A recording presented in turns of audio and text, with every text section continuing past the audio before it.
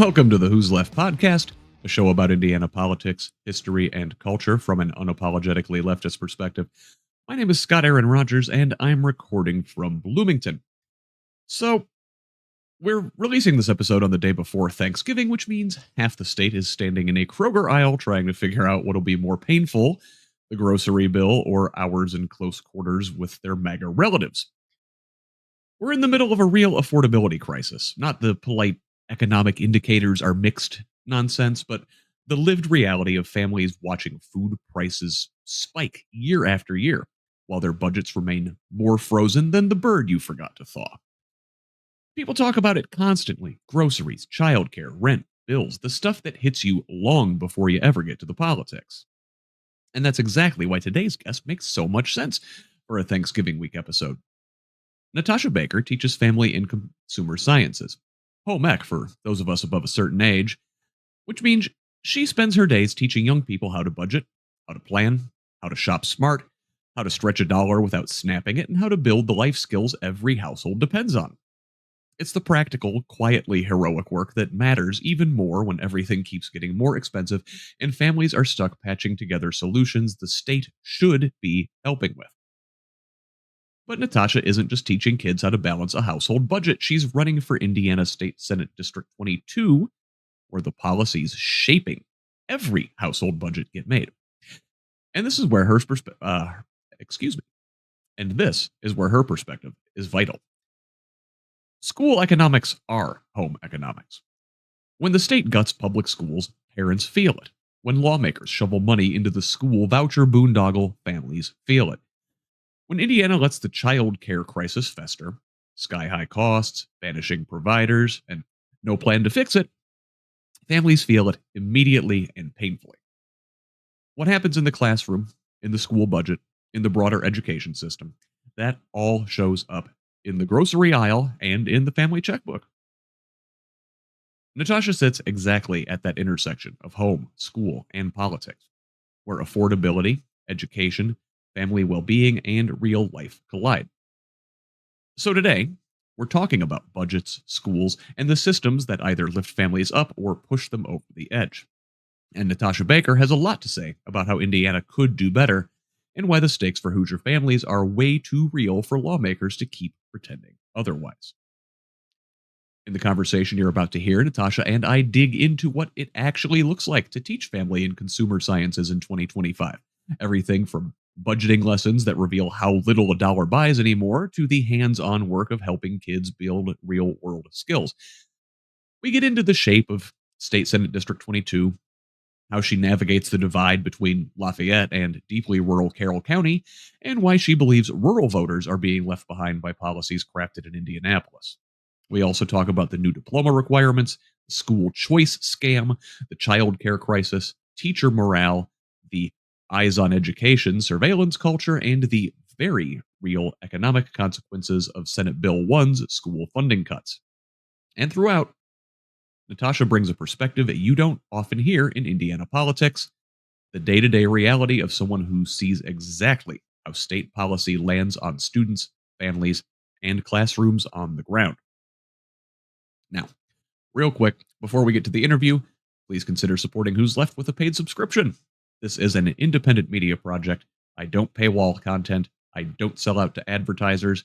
I don't have billionaire benefactors. Only individuals like you keep this thing going.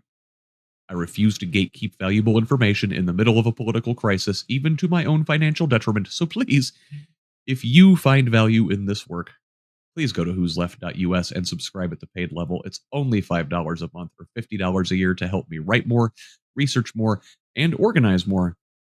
And if you're not ready for a long-term commitment, you can make a one-time contribution on Cash App or Venmo. Links to those are in the show notes. Look, it is my sincere hope to turn this thing into a full-time progressive media outlet to counter the cacophony of right-wing disinformation in the state, but I need your financial support to do so. That doesn't work for your budget at this time, I understand. You can still help out by liking and sharing on social media, commenting, leaving reviews, providing feedback, and forwarding articles to your people. We are building a community of Hoosiers dedicated to making this state and its government work for all of us, not just the elite few. Please join us. Follow on Blue Sky, Instagram, and Threads at whosleft.us, and on Facebook, X, TikTok, Mastodon, and YouTube at Who's Left. Tell the others. Let's build a radically democratic Indiana together. Thanks again. Now, here is my interview with Natasha Baker. Hey, there is Natasha Baker. Welcome to the Who's Left podcast. Hi, thank you. Thanks for having me. Natasha, I understand this is like your first podcast appearance. 100% new territory for me. Yes. Well, we will try and be gentle and ease you through this process as best we can. I'm looking forward to hearing from you. It's always good to have new folks become part of the political process. First time candidate, exciting to see. And you are a school teacher, which is one of the education is one of the pillars, one of the main things state government is responsible for. And the folks in Indianapolis making these decisions are often far removed from experience when it comes to the things they're legislating. So I will be excited to hear about how you're going to bring that perspective to your prospective job in the state senate. So let me welcome you, and let's learn about Natasha Baker some. So tell us about yourself. So like you said, I'm a teacher. I've been a teacher for 11 years in District 22, where I'm running in. I have been teaching Family Consumer Sciences, used to be called home ec. Mostly what I teach is culinary arts. Right now, I've been focusing on like teaching future teachers. I teach child development, which is my all-time favorite subject to teach. I teach preparing for college and careers, lots of personal finance, those types of things. And then personally, I'm a mom. I have a 6-year-old and a 3-year-old. And I have just found myself on this new journey running for office. So I guess as we do our basic journalism questions, the who, what, when, where, that covers the who. Tell us a little bit about where you're at. What is District 22? I understand that is in the Lafayette area. Yeah, so District 22, I personally live in Battleground, so right in between kind of Tippecanoe and Carroll County. And that is District 22. So it's the eastern half of Tippecanoe County, and then it is all of Carroll County. So kind of Lafayette over. So West Lafayette is in District 23, but 22 is Lafayette over, and then all of Carroll County. I see. And listen, as most of our districts are in this state at both the state legislative level and at the congressional level, this is a gerrymandered district, I assume. And your current senator, Mr. Ron Alting, has been in office for decades now. I want to say he first won in 1998. Yes, 1998. I was a freshman in college in 1998. That was a minute ago. I was like 6 years old. So yes, it was a while ago. But yes, very gerrymandered district. Purposely kind of split Lafayette into one and West Lafayette into another was kind of the thought process, I think, behind that split. So Lafayette is kind of watered down by all of Carroll County, which is a much more rural part of the state. I understand this dynamic intimately. Yeah, I myself am outside of Bloomington, and very much as West Lafayette is a college town, Bloomington is a college town, and our voters here are split among multiple districts in what is a textbook example of cracking. There's packing and cracking, kind of the gerrymandering techniques, and that is an example of one of them for sure. So, listen, I guess we're talking about the dynamic in 22. It is a sort of a half urban, half rural district. What is that like? Is there an internal kind of conflict within the district, do you think? Is it it's not exactly a cohesive unit, one would say. Yeah, I think that there is definitely a difference between, the way eastern part of Tippecanoe County, the district, so Lafayette, versus comparing a city like Burlington or Flora.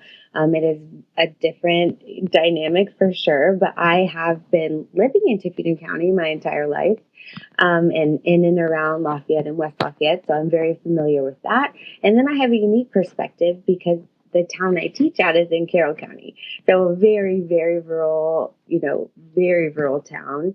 And I've been teaching there for 10 years. So I have kind of perspective of both. And I feel like I have a good handle on both, the populations of Carroll County. And it's a fine line to walk, trying to make sure that my message is resonating with both types of voters because we have every type of voter, out at District 22. So just trying to stay true to myself and stay true to my message, but also really trying to package it in a way that can resonate with those different types of people.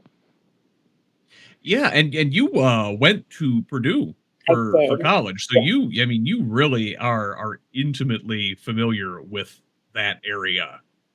for sure. 100%. I feel like if anything, that is a good qualification that I have is I'm very familiar with all parts of District 22. So yes, I graduated from Purdue.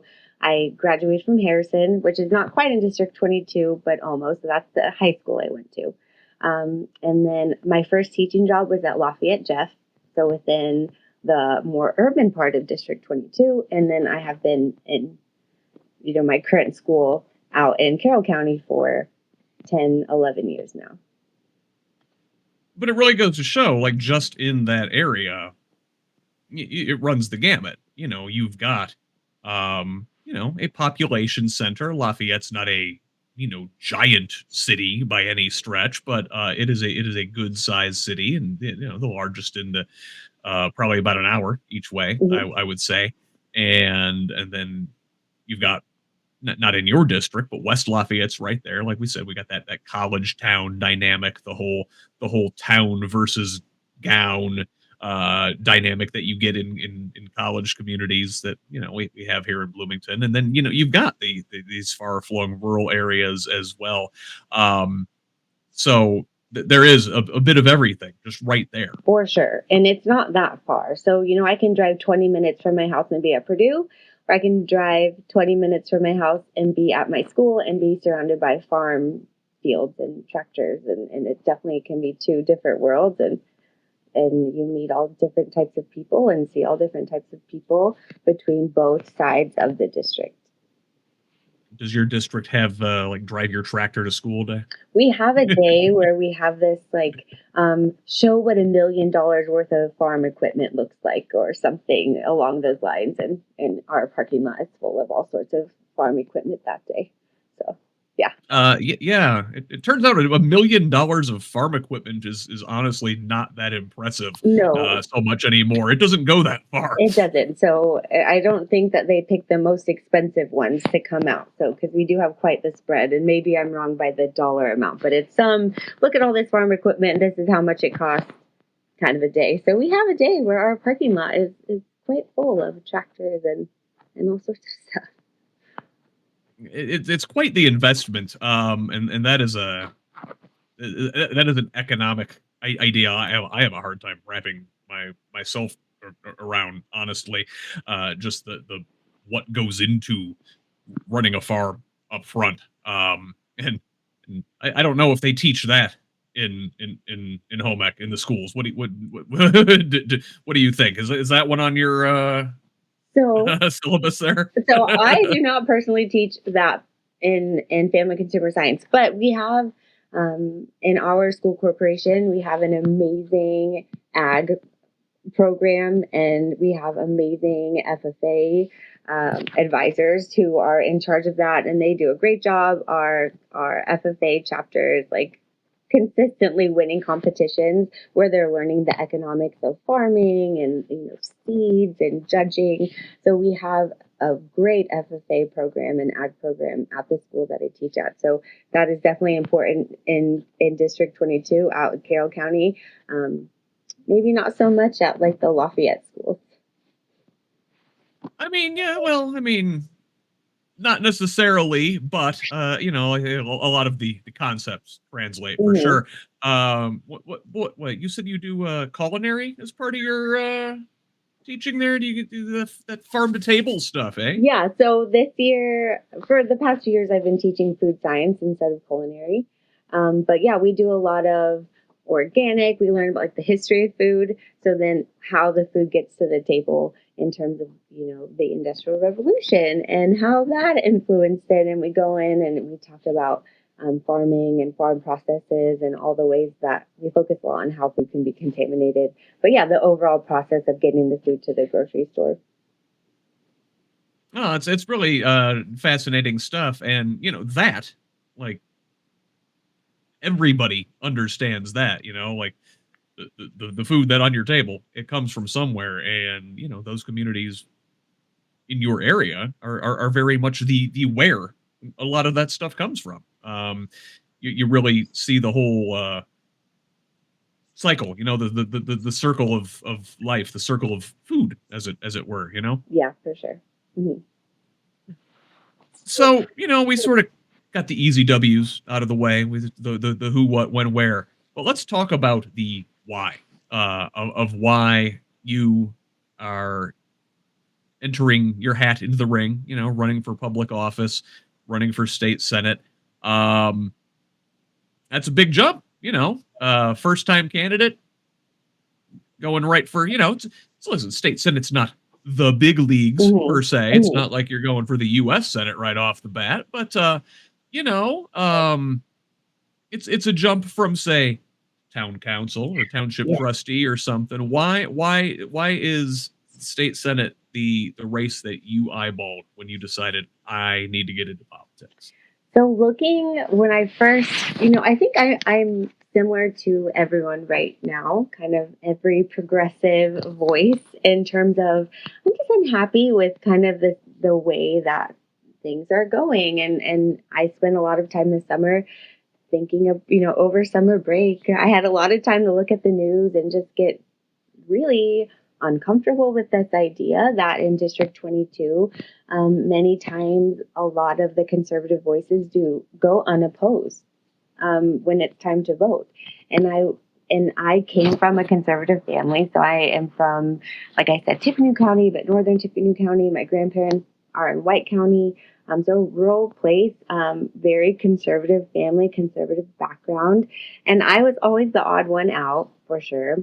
And I just feel like if I would have had a more progressive person to look at when I was younger, maybe I would have been more steadfast in my beliefs much sooner and wouldn't have felt like such the oddball. And so me as a teacher in Carroll County and very familiar with Carroll County, there's not a lot of loud progressive voices out there in that part of District 22 especially. And not that it's my goal to be loud, but it's my goal to be a different voice. And I thought that running for state senate in this district, in a place that I am so familiar with, so comfortable with, and I know so many people, I thought that running for state senate was a really effective way for me to get my message out there. And maybe running for a smaller office like town council, township trustee, I wouldn't have as much of a platform to draw people in to my message that in Carroll County, if you're not this super conservative person, that's okay. Like there are other people like you. And I think that courage is contagious. And if one person speaks out, then other people feel free to also kind of speak out or stand out a little bit. Um, and I mean, that was really my goal. Obviously, I would love to get through primaries and see how November goes, but I really started this journey of just being somebody else. I wanted to make sure that people had a choice when they went to the ballot box because I know I when I was voting when I was younger, when you go and the only people you could vote for are Republicans, it's very like, okay, that must be how everyone thinks. Like, I clearly am the wrong one here if there's not even anyone to vote for. And it just kind of solidifies that idea. And I think that everywhere is more blue than what we realize, but people aren't speaking out, people aren't running, and I wanted to just be a person that could help start this push. yeah, no, you said you don't always have a choice, and I understand that Senator Alting ran unopposed in his last race. Yeah, he runs. He's had serious and great competitors in the past, but not always. I think maybe he had someone who ran against him in the last election, but they didn't really do much. And I think that their platform was legalize weed. That was like their platform, and that was about all that was on their website, at least in some recent election. So yeah, I think I just wanted to actually give it a go, spread my message, get my voice out there, and kind of see what happens. So yeah, now as a teacher, I assume that education has to be a major focus of your campaign. Am I correct in that assumption? Definitely, 100%. So, what with your unique view on education in Indiana from the inside, what do you bring to your platform? What do you bring to this race um, that certainly someone like Mr. Alting cannot offer, but any candidate for that matter uh, will probably not have the insight into educating on a daily basis that you bring to the table. Right. I think that's exactly right. I have every day I'm working with students of all different kinds of backgrounds. So I'm actually teaching them with the resources that I've been given. And so there's the physical aspect of teaching, which obviously I'm very familiar with.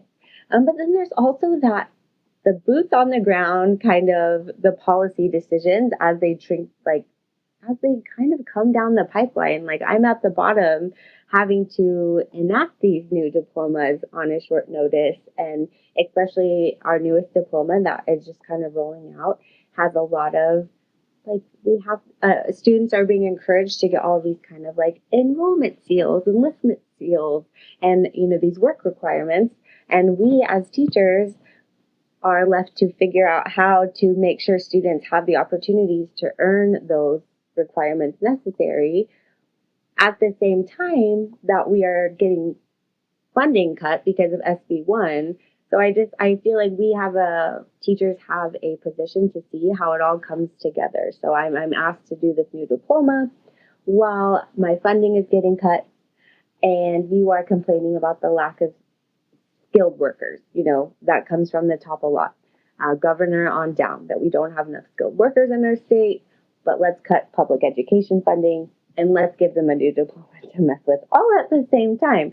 So I feel like someone not in education doesn't see how these policy decisions all come together to create one cohesive problem because the legislation is not cohesive. It sounds like what you're saying. Maybe I don't want to put words into your mouth, but it sounds like these guys, and it's usually guys, but in the state house are legislating based on their ideology without really taking into account what the implementation looks like for teachers like you, on the back end. Yeah, I agree. And especially when it comes to rural communities, I think that we get forgotten a lot of times. Our newest diploma, in order to get a seal, like a work type seal that shows that they have, which is called the employment seal, students have to have a lot of hours of in the workforce work experience.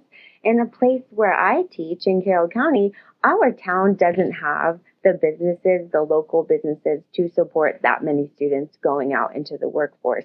And they don't have 40 minutes to drive into Lafayette. And those Lafayette businesses are going to be hosting students from Harrison and Lafayette Jeff and those types of schools. So they have more opportunities in Lafayette and Tippecanoe County than we do in Carroll County. We don't have a lot of seniors. Our classes are generally pretty small. But when you only have a few businesses to choose from. I'm just really unsure of how a rural community is going to be able to meet the needs of that new diploma. Yeah, that rural communities really are forgotten when it comes to education.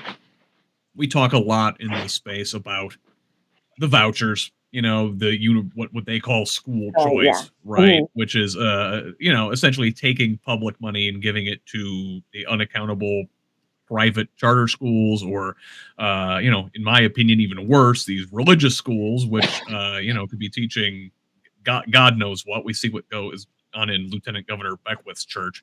um you know but what does that sort of thing translate to? It is tantamount to taking money out of public schools and giving it to these private entities.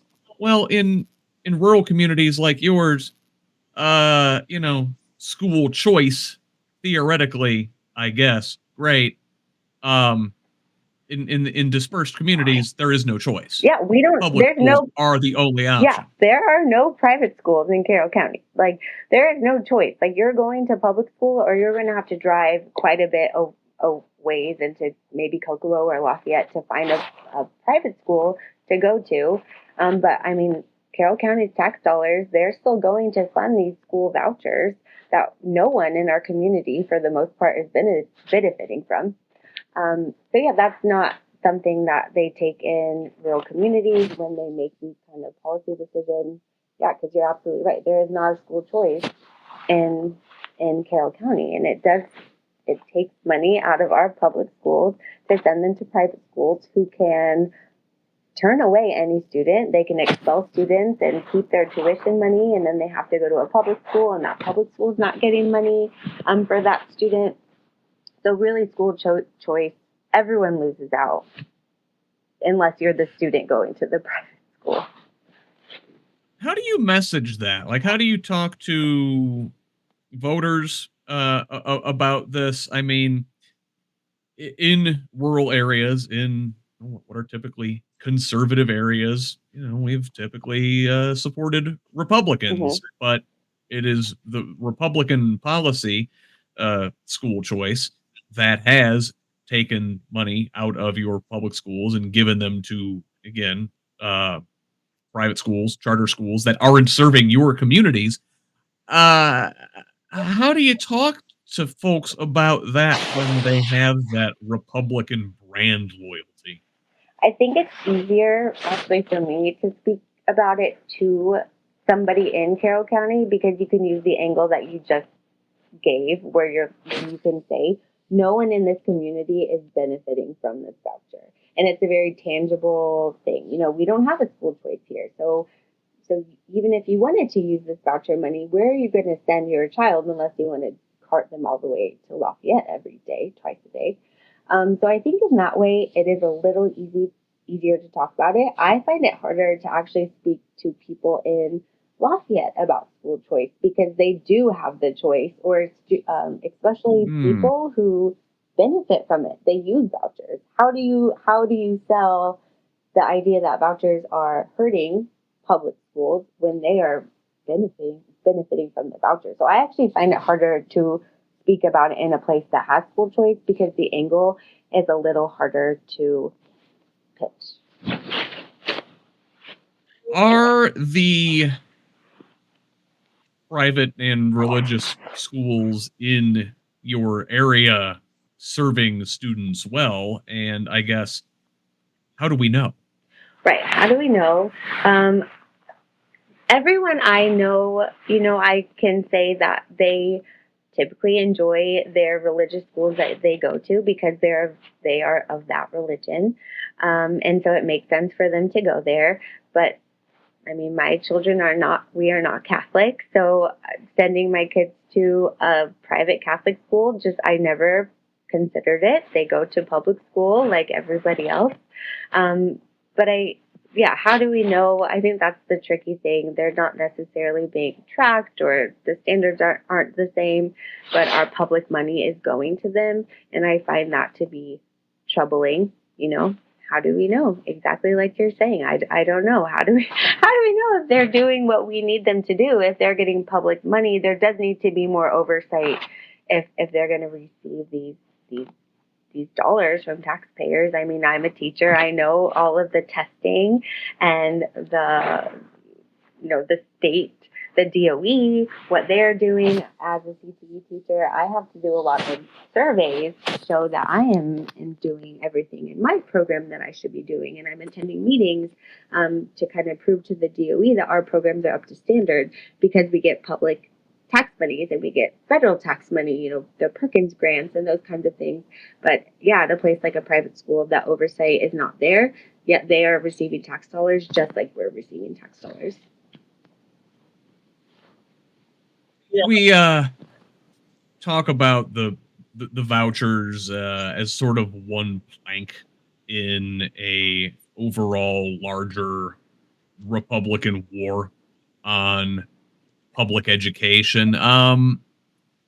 What what does that look like? I guess besides the funding and the vouchers, what does that look like in your day to day life as a teacher? The war on public schools, the war on teachers. Has Rokita's eyes on education had their eyeballs looking at your area? Yeah, so the Eyes on Education portal, that exact one, we had a person submit a photo of a Lafayette, it was actually a Tiffany School Corporation, which some is in District 22. They posted a photo of one of our flags not at half staff when it was supposed to be, down for Charlie Kirk, I believe. And it wasn't down. And so someone took a photo, they submitted it to the portal. Todd Rokita did his thing where he posts it publicly on his Facebook and is just blasting TSC, our local school corporation here. And it turns out that building is no one is using that building. No one's used it in a few years. There's never been a flag on that, for years. But he still took time out of his day to just blast TSC for no reason and say that they were disrespectful, not following the mandate. And the fact that some citizen in our district took time out of their day to take a picture of this flag, this non-existent flag, and submit it to the portal, just all the time and resources wasted on that whole thing was very frustrating to me. And I'm just like, there has to be a better way that we're, using our time on so many levels. There was so much wrong with that. Yeah. But I mean, that's like one thing, day to day, you feel like you've lost some of your autonomy. You feel, I can speak for myself, being a liberal person in a very conservative place. You do feel like there are people watching you. And I'm constantly worried that about my social media, trying to balance being true to myself and true to my campaign while also being professional and knowing that I'm a teacher and I have students who are going to find my social media. They already have, and I can't stop them from finding public profiles. So you feel like kind of people are watching you, and you're always waiting. Like, am I going to be the next person that's going to be blasted over Todd Rokita's page? But so yeah, there's some paranoia, I think, going on right now, and the overall war that this Republican agenda is having on education. I think it shows up every day in the fact that we have a teacher shortage in Indiana. There's just not enough teachers. Yeah. We don't have enough teachers. I'm lucky enough in our school corporation, we do not have a lot of staff turnaround. I do believe it's a great place to work. I love working there. I wouldn't have worked there for 10 years if I didn't. But other school corporations, they have huge staff turnaround every year because they're looking for more money elsewhere, or they leave the workforce to go work at Purdue. I feel like that's a common one. Everyone leaves to go work at Purdue because they can make a little bit more money, feel a little bit more respected. So I think that, the Republican war on education shows up as a teacher shortage, which then reverberates through just about everything. It really does. And you see it certainly in our public education rankings.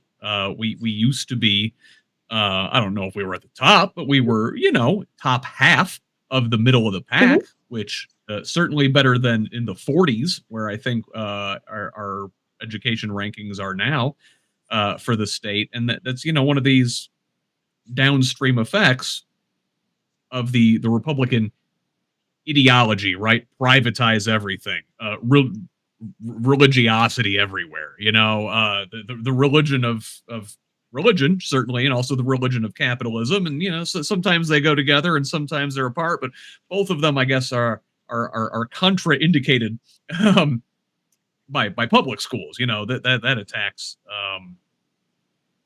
their worldview from multiple directions. My God, public anything and doing anything in the public interest, pooling resources for the common good.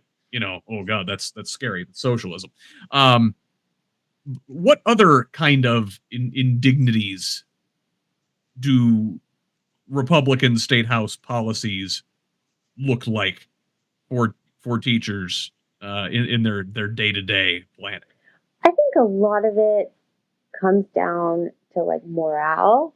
Um, so I feel like I'm an emotional person. So knowing that I don't always feel respected at like I do feel respected in my school, but maybe not from like the top where they want to defund um, public education. You hear about I know for CTE a few years ago we had to have like a CTE day at the Statehouse because they wanted to. So my program is a little different. So career and technical education, we get money from the state. It's not necessarily funded from our school corporation. Like Hmm. many other, English, math, the money comes out of a different budget. But the school actually, the state government actually helps fund. If I have so many students in my food science class, I get money per student in my class, and that goes to help pay my salary. That goes to help pay for my program. So in a lot of ways, we're pretty. I think CT teachers were valuable in that way because we do generate some more money that comes into the school. But they wanted to Hmm. cut that. They wanted to kind of they didn't want to have to give money per student anymore.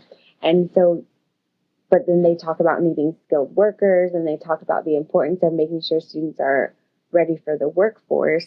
And it just can get really, it kind of bogs you down. Sometimes you're like, what, am I important? Am I not important? You say I'm important, but you don't want to pay me. So where do I actually fit in?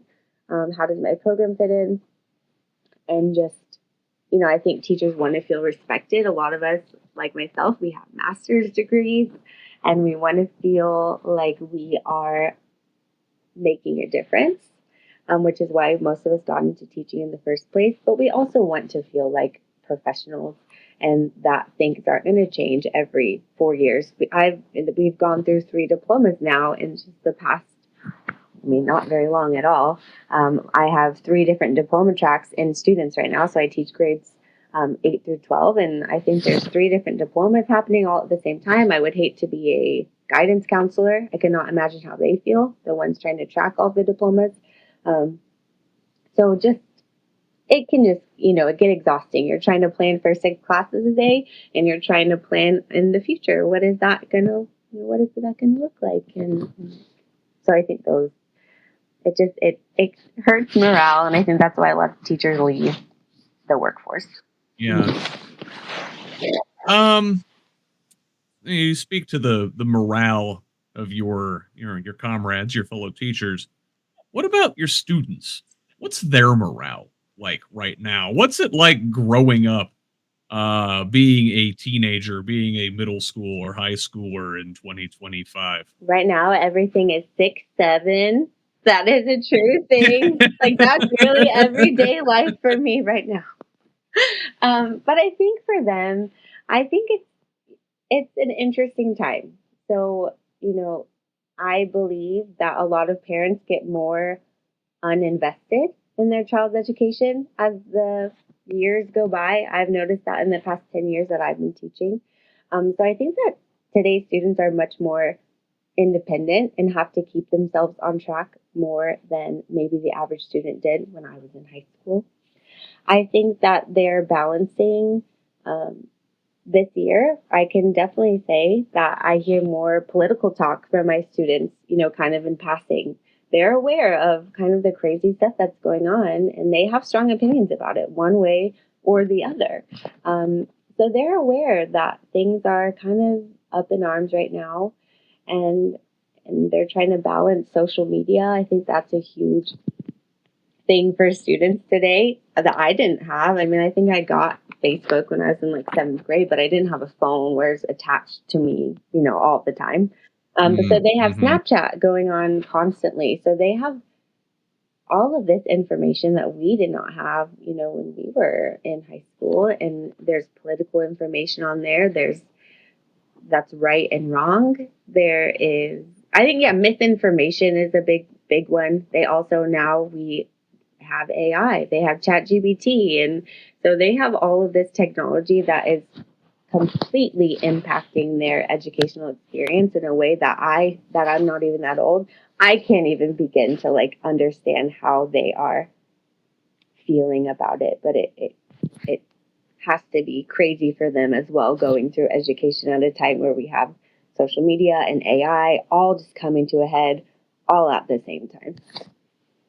Oh my god! I mean, I remember being a teenager myself, and it was hard then, and I feel like it's only got harder. Like you said, you got Facebook when you were in seventh grade, right? Like I couldn't.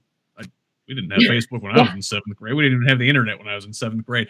And it was hard being a teenager then. I can only imagine, now with everything else on students' plates, especially man, young men are in the crosshairs of that misinformation and disinformation. Um, how are the boys doing? The boys, I don't know. I have noticed a lot of, I don't, I, it's hard to speak to the boys because they're just their own breed of human, I feel like. But I notice them more, I don't know, like they're trying to be cool, and the social media, they're trying to keep up their streaks on social media. So I feel like they have all these added pressures today, from from social media. Plus, they have the in-school pressures that we all had when we were in high school. So they're dealing with that kind of on two fronts.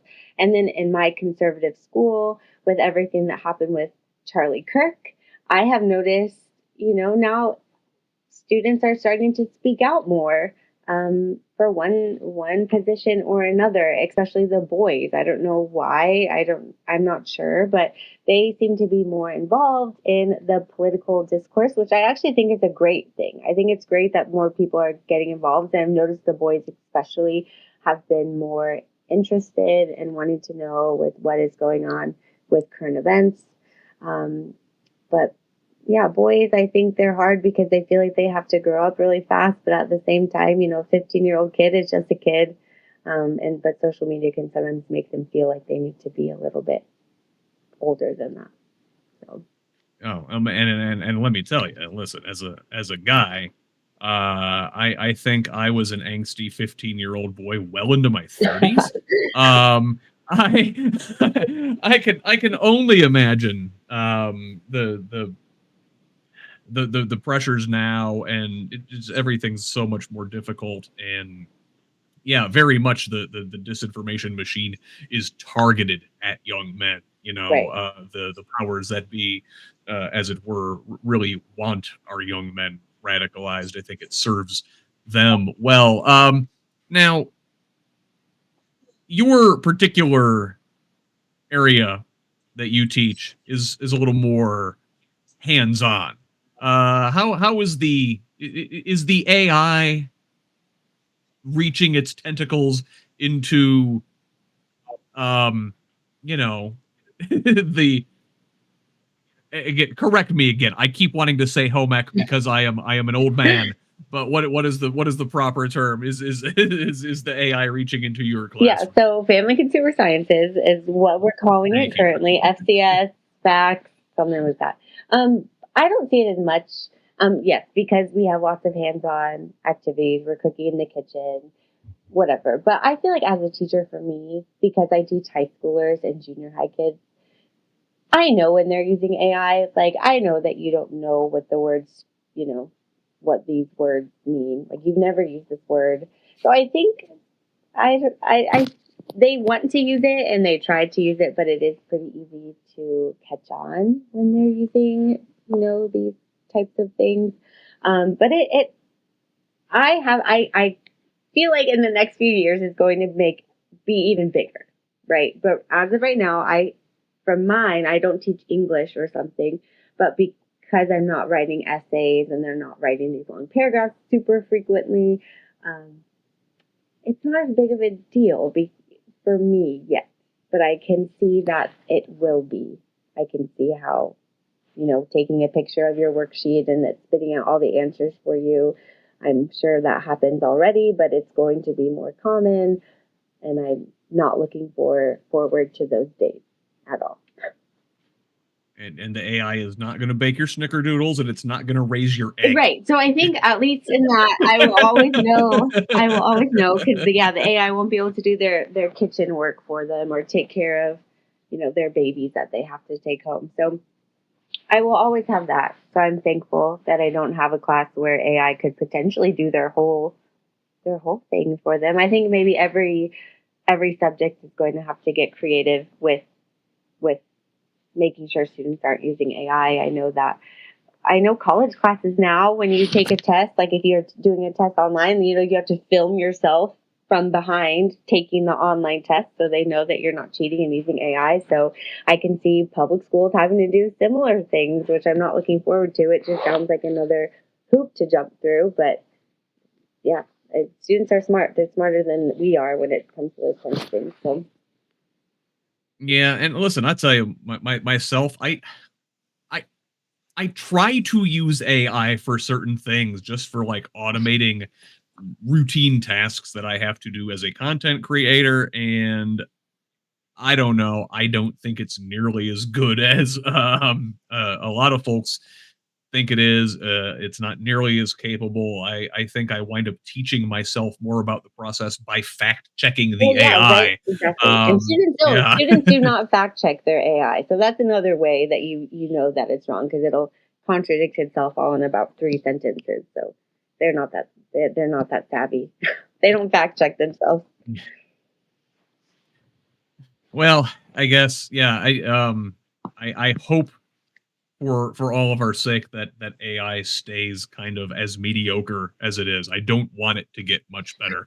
Um, because the good things that it does, or let me say, the things that it does well, um, can confuse people right now. Like when it executes, when it produces images that make you question reality, that is a problem. But not all of AI's capabilities, I guess, are up to par there. One of the other things you teach is, budgeting, right? Like managing a household, I imagine. How do you teach about running a household, and budgeting and affordability when we're in the middle of a affordability crisis? It's tough. It's a lot of students, especially, young students, eighth graders, ninth graders, do not understand how much a dollar can buy you. And they don't understand how, expensive things are. So the very first thing I always do is just give them a list of items and I say, how much do you think this costs? And it's crazy because they'll be super high. They'll say a pound of ground beef is $40 and you can buy a new car for 5,000. They're clueless a lot of times when it comes to the cost of things. So I think it's important to make sure that students understand how much a dollar buys. It's really important for them to understand minimum wage and then how that compares Mm. to the things that they're trying to buy.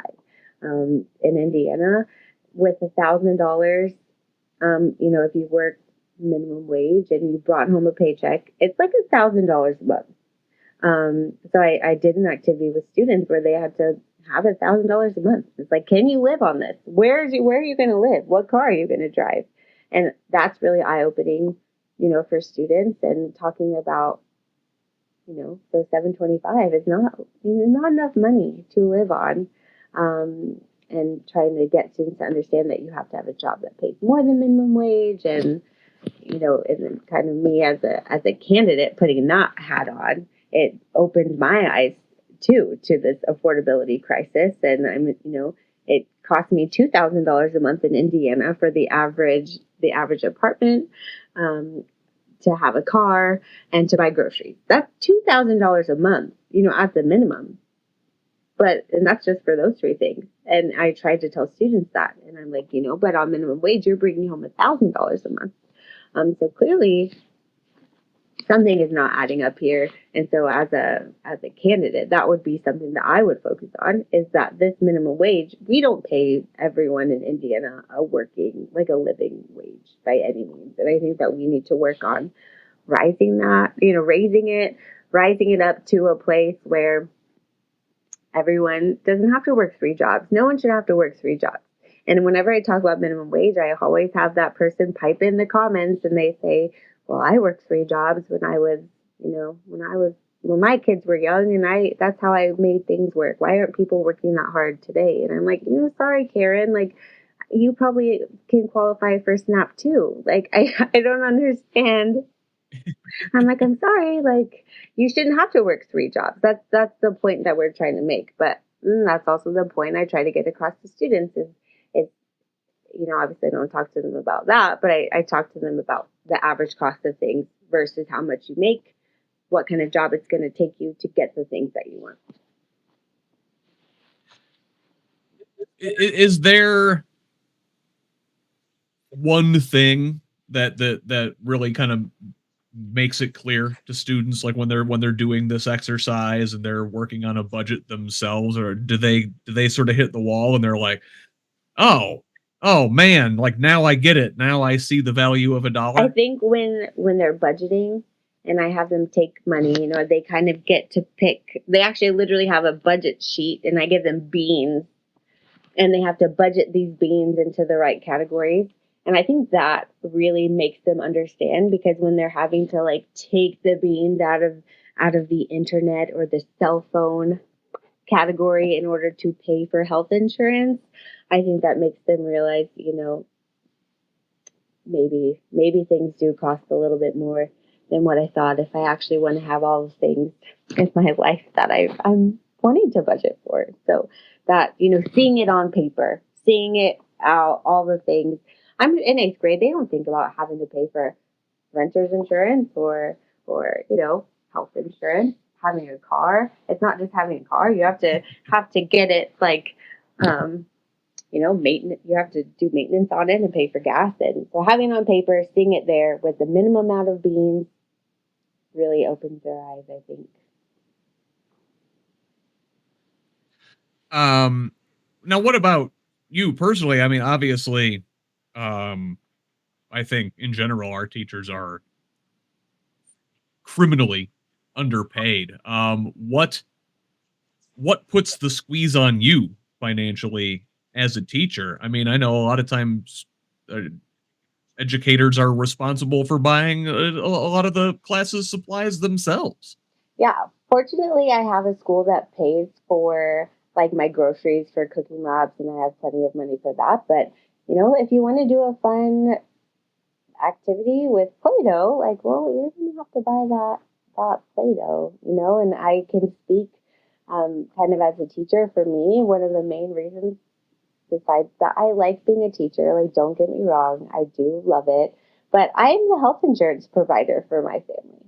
I have to go to work and I have to continue teaching for that reason alone. I am the health insurance person, which is crazy expensive. So by the time I pay for health insurance, there's not a whole lot left. So personally, that's what puts the squeeze, I feel like, on my teaching salary, is having to take all of the insurances out that I provide for my family. But yeah, being a teacher is expensive in its own right. Buying Play-Doh and colored paper and markers and my school is supportive, but I don't always go through all the proper channels to get reimbursed, and sometimes it's just easier to get it yourself. Um, As far now, what about for your district? We saw this past legislative session in Indianapolis, Mike Braun's biggest priority was what he calls property tax Mhm. reform, right? Which SB1. really just means Yeah. cutting taxes for property Mhm. owners and leaving municipalities and school districts and smaller groups to make up the difference. How is SB1 affecting your district? So SB1 is going to take something like $1 million out of our budget over the next 3 years. When you work at a small corporation, that is huge. That is a lot of money. Even like $100,000, um, which I think is kind of where it started with the cuts was like a 100,000. Like when you're at a small district, you're like, okay, that's three people's salaries. There we go. That's how they can make up that money. Like who's gonna get cut? Who's not coming back in August? Um, so, I mean, it's tangible, especially in a small district. And then other schools like Carmel, they have, not obviously my district, but down in Indianapolis, where they have huge budgets. Like you look at the numbers that are being cut from there, and it's astronomical. Also, people, property tax, we could get like a $300 credit on our taxes. I wasn't really sure how the common sense behind any of SB1 made any sense at all. I think we need to change our position. I think that people think, well, if my kids don't go to public school, I don't need to invest money. Like, but maybe you didn't. Maybe your kids don't go to public school. Maybe you don't have kids or they've already been to public school, but your doctor probably went to public school. Your lawyer, anyone that you come into contact with that helps you in your life went to public school. And I think people forget that. And I also think that people don't understand that public school is they're economic centers. So when we don't invest in public schools, we lose families out of our communities to go to communities that have better funded public schools or what people consider to be better public schools. They don't stay in the community. If they're not staying in the community, they're not spending money in your community. They don't want to buy homes in your community. So every dollar invested is money that the community gets back out in terms of skilled workers, which Indiana has a shortage of.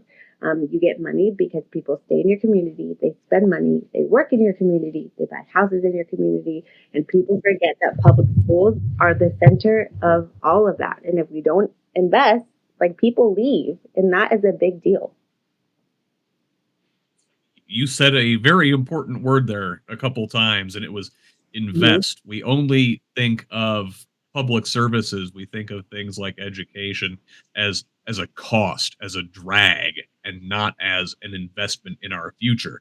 You mentioned folks, oh well, I don't have kids in school. I don't need to invest in the local public schools. I don't know, man. I don't want to live around a bunch of people who don't have educations or don't have Sometimes I feel like, right, skills to have to be productive in life and have a job. Like we if we don't give people the skills they need to succeed, then they wind up in poverty, and poverty breeds crime. I mean, like that's we don't think of the downstream effects. It's always just the right now. It's, oh right. well, the spreadsheet needs balanced, and it is what it is, and not, well, what are we going to do about And it's tomorrow? right, and it's going to cost more when you don't have good public schools. You're exactly right. Like more people end up in poverty.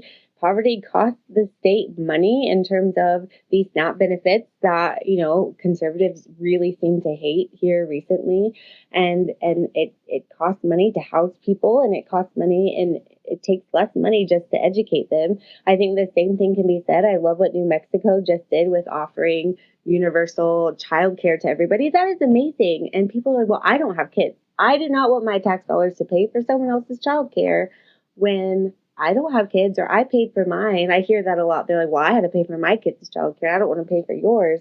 But people don't understand that that is an investment. It's an investment. It allows people to then enter the workforce and contribute to the economy. in a way that they can't if they have to stay at home and, watch their kids. To me, that is a common sense policy. And in other countries, it is common sense that you have childcare so people can work and contribute to your workforce. And here in the United States, we're like, no, that's socialism. And that's not socialism, that's Yeah. common sense. And if we have universal childcare, our economies do better. And it actually ends up paying for itself because people can work, they can spend money, they buy houses, and it's a snowball effect. And people, yeah, you're exactly right. They like to see the right now. They like to see this is how much it costs, and that's way too much money. And we fail to see the bigger picture. Meh, yeah, and well, that way of thinking, it's poverty brain in a way. It's, well, look, I've only got this money to spend. I need, I need to make it till Friday. I can only do this right now. It prevents you from being able to think long term. But we shoot ourselves in the foot um, by by forcing ourselves into a place where we have to make those kind of decisions, because in a way, like, they are false choices at the state level, at the local level. Yes, we are budget constrained. At the federal level, they could definitely be pouring more resources into our states and into our local school districts, but they choose not to.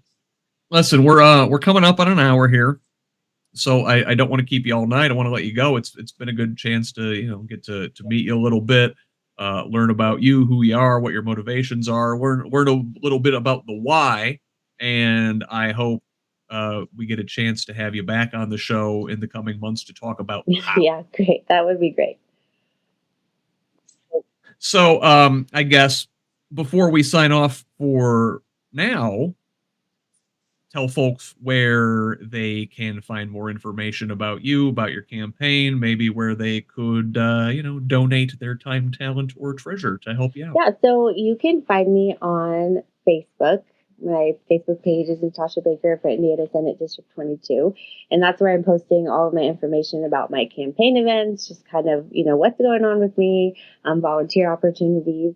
And then my Instagram and my TikTok is a little bit more fun, a little less professional. It is fun. That's where I found A you. little bit more It's me just kind of showing off my true self. I'm not that polished or professional of a person. So right now I have a video going viral on Instagram. Make sure you check it out. It's a Trump and Bill Clinton montage set to Taylor Swift. Find me on Instagram at Natasha Baker for Indiana Senate. You could also find me on TikTok at elect Natasha Baker. And I have lots of fun on my social media on those two platforms. So, I'm at like 500,000 K on that Taylor Swift Bill Clinton montage thing. So yeah, oh I wow. would love it if you followed me there. But in all seriousness, my number one thing right now, as any political candidate, is fundraising. So, you can find at electnatashabaker.org. You can find all about my campaign, my views, where I stand on certain things. You can find more about my background as a teacher and as a mom, as a wife. And you can find my donate link. So I would love it if you checked out all of those fun things. Do not let those consultants polish you up. All right, keep it raw. Keep being Yes, yourself. thank you. All right. Well, Natasha Baker, I appreciate you being here with us tonight. Thank you so much for joining us on the Who's Left Okay, great. podcast. Thanks for having me. Once again, that was Natasha Baker, teacher and candidate for Indiana State Senate District 22. What stuck with me from this conversation is how sharply the day to day work of a family and consumer sciences teacher reveals the real conditions families are living under. Natasha sees the affordability crisis not as a talking point, but as the reality her students carry with them. She sees how state policy lands in classrooms, how funding cuts ripple through rural communities, and how public schools function as the economic backbone of places like her district. If you want to understand what Indiana's choices at the Statehouse really mean for working families, you listen to someone like her.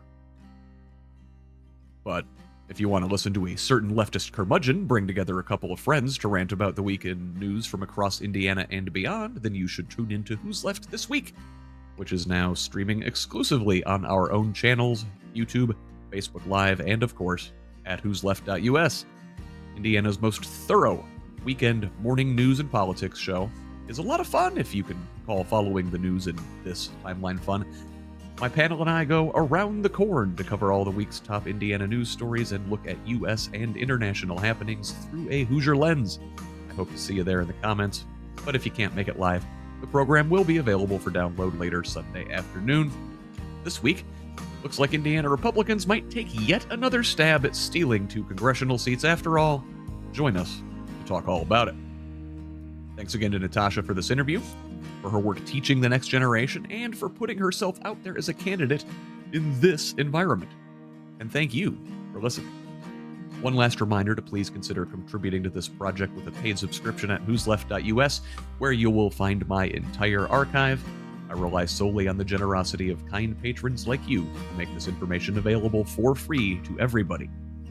In addition to the website, you can find me on Blue Sky, Instagram, and Threads at whosleft.us, and on Facebook, X, TikTok, Mastodon, and YouTube at Who's Left. Direct message me at any of those sites with feedback, tips, ideas, and concerns, or you can email me at scott@whosleft.us. While you got the old email machine out, please forward the show to a friend and have them pass it on too. Let's keep building this project and a truly democratic state, one conversation at a time. Until the next one, this has been the Who's Left podcast. I'm Scott Aaron Rogers. Love each other, Indiana.